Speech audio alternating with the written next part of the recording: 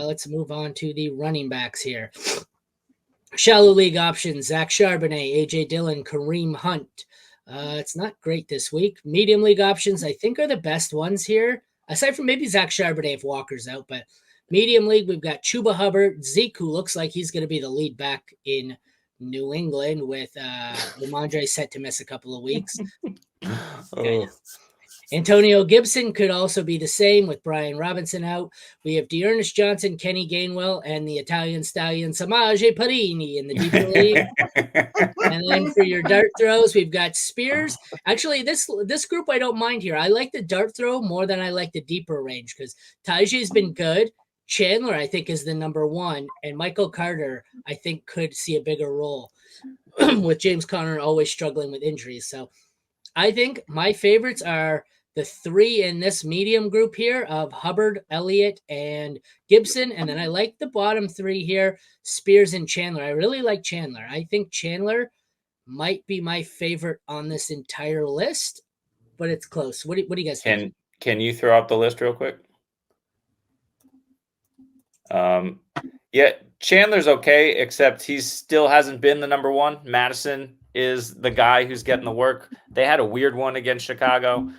Neither guy got a lot of work. They just had to kind of throw it for their lives there.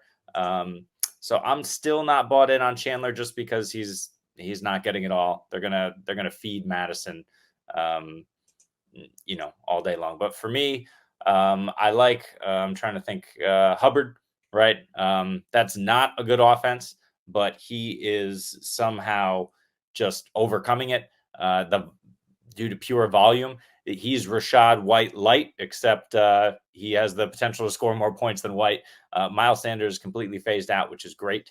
And then Perini is an interesting option. Samaje Perini. He did it. He did it. But I do, I think I would probably go in a different direction. Someone like Gibson who could see the bulk of the work. Chris Rodriguez might also be pretty interesting, depending on what Brian Robinson's issue is, because we know they want to use Gibson in the passing game. So Rodriguez, they've been giving him some looks when Robinson has been out. So could be an interesting end of your bench zero fab dart throw. Yeah, I'm with you. I glitched out, so I didn't catch most of that. But yeah, for me, it's like if you're just chasing volume, it's Zeke, because we saw how heavily they used him moving forward. So I get it. It sounds gross, but he's going to get insane volume. And really, it's like the middle tier guys are exactly the ones I want. I want Hubbard. I want Zeke. I want Gibson. I want all those guys who are getting volume. Like we've talked about, Miles Sanders is the worst running back in the NFL this year. Like he's just been atrocious. He's been terrible.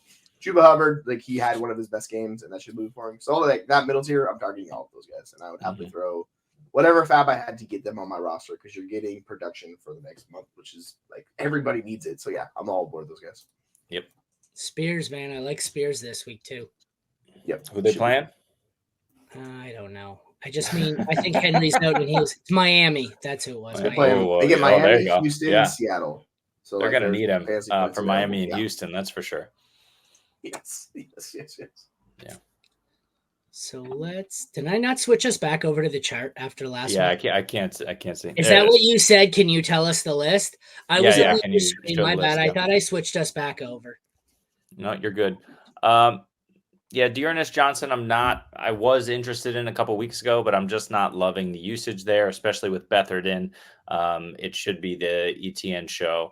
They're just going to need him to check down whenever Beathard's on the field. It really depends if he can pass block. I'm not quite sure, but as far as the running game is concerned, he's not getting enough looks.